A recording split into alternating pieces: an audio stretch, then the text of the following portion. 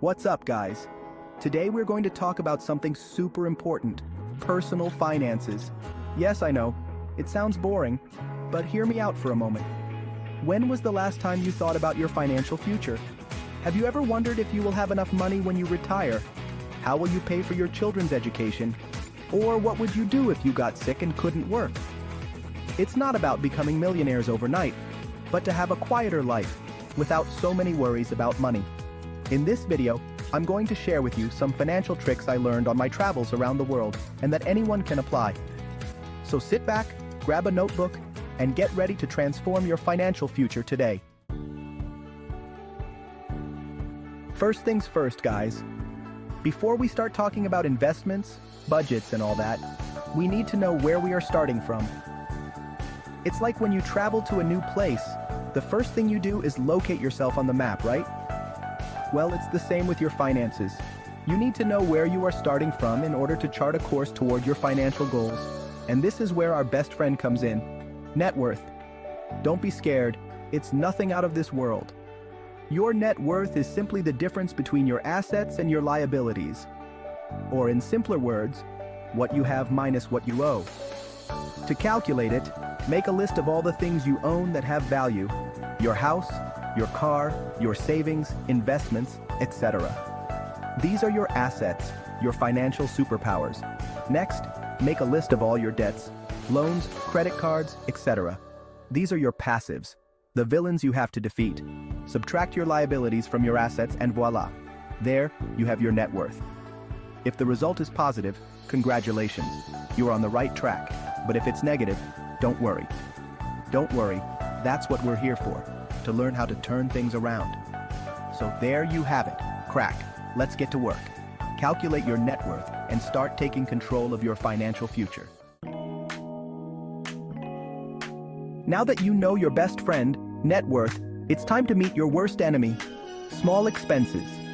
Those small daily expenses that seem insignificant, but at the end of the month leave your wallet emptier than a stadium after a game.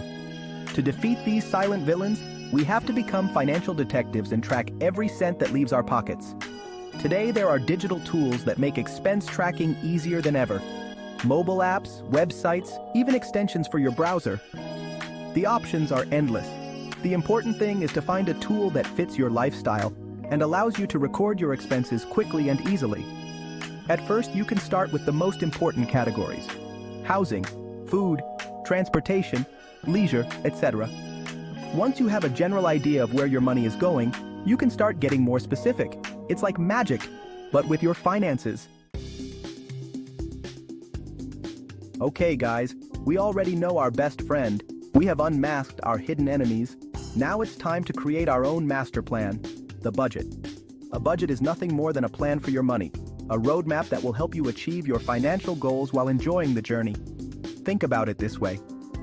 If you're planning a trip, the first thing you do is a budget, right? You determine how much you can spend. How much do you want to spend on accommodation, food, transportation, etc.? It's exactly the same with your personal finances. A budget will help you make smart decisions about your money and avoid unnecessary debt, and achieve your financial goals faster. One of the most popular ways is the 50/30/20 method.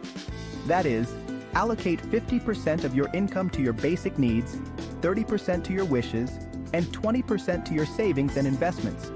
The important thing is to find a system that works for you, and that allows you to have clear control of your finances. Hello again, my financial adventurers. Today we are going to talk about a topic that sends shivers down the spine of many, but is essential to navigating the world of finance: risk. And let's be honest, nobody likes uncertainty, right? We prefer to know exactly how much money we are going to make, how much we are going to spend, and when we are going to reach our financial goals. But the reality is that the financial world is like a roller coaster. It has its ups, its downs, and its unexpected twists.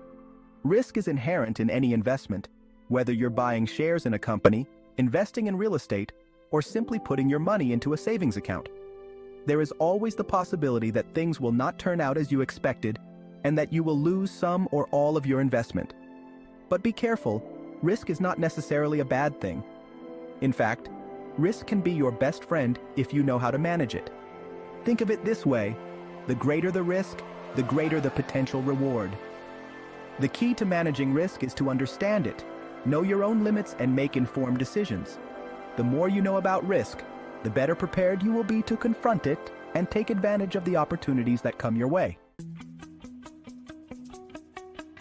Chapter 5. Investments.